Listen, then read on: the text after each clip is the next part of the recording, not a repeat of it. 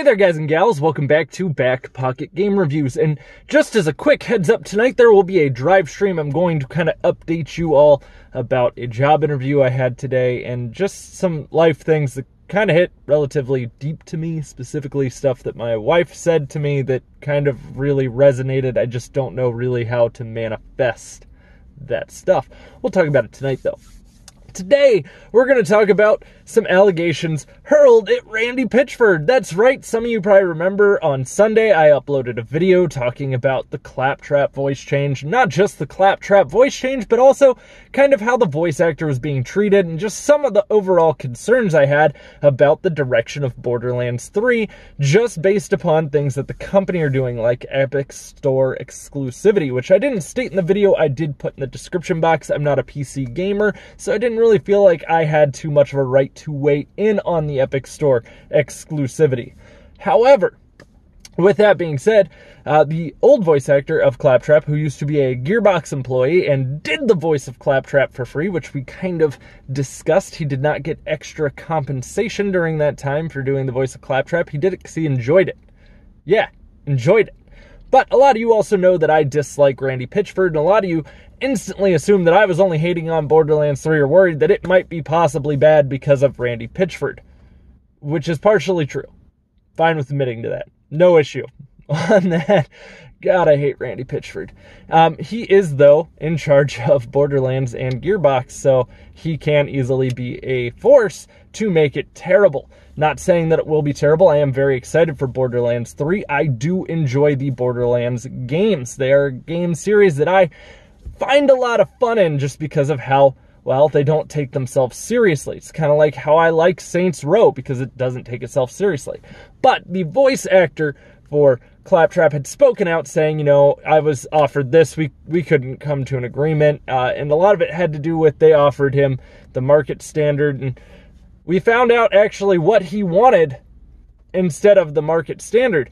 He wanted an apology for an incident that happened with Randy Pitchford in 2017 that he never publicly stated, and actually there were rumors that this had happened.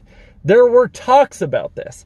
And keep in mind, even if this is true, this isn't one of the worst things Randy Pitchford has done or been accused of. Randy Pitchford has been accused of embezzling money, stealing bonuses from employees, and he also supposedly lost a flash drive full of pornography. And when I say pornography, I mean the go-to-jail kind of pornography.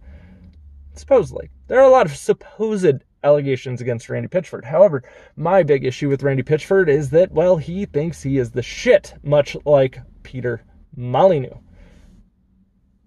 Yeah, you don't do anything that's the shit. You just oversee things. So I'm not a big fan of Pitchford. But supposedly what happened was he physically assaulted the voice actor of Borderlands, of Claptrap.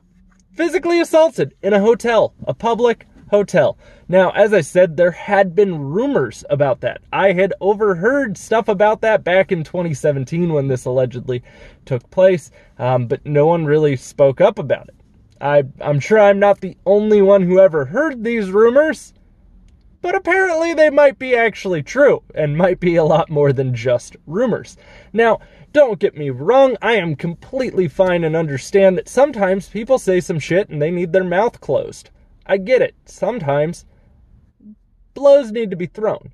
However, when you are someone's boss, and if it is something over anything that possibly could have been, yeah, I don't see that being validated. Now, if someone, you know, goes after your wife and your kids, sure, shut their mouth for them. I understand. There are some times that does come down to that. But would I ever hit one of my employees at work? Hell no. So all he wanted was an apology and, well, the bonuses that he was cheated out of. If you're not aware, there is actually a current lawsuit against 2K in regards to some of this. So it is kind of interesting, and not a lot has been brought to the front about those allegations. But it is interesting to see that an apology was apparently just too much, but we'll pay you fair market value, because God forbid Randy Pitchford have to say he's sorry for being a jackass. How dare Randy Pitchford have to apologize for being Randy effing Pitchford. All right?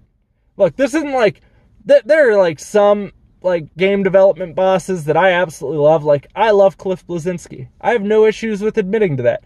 Cliffy B is a great personality. That dude had me so hyped for Gears of War, and I even bought Outlaws. Or Lawbreakers. That's what it was, Lawbreakers. I get that it failed terribly, but I was one of the few who bought that. So sad.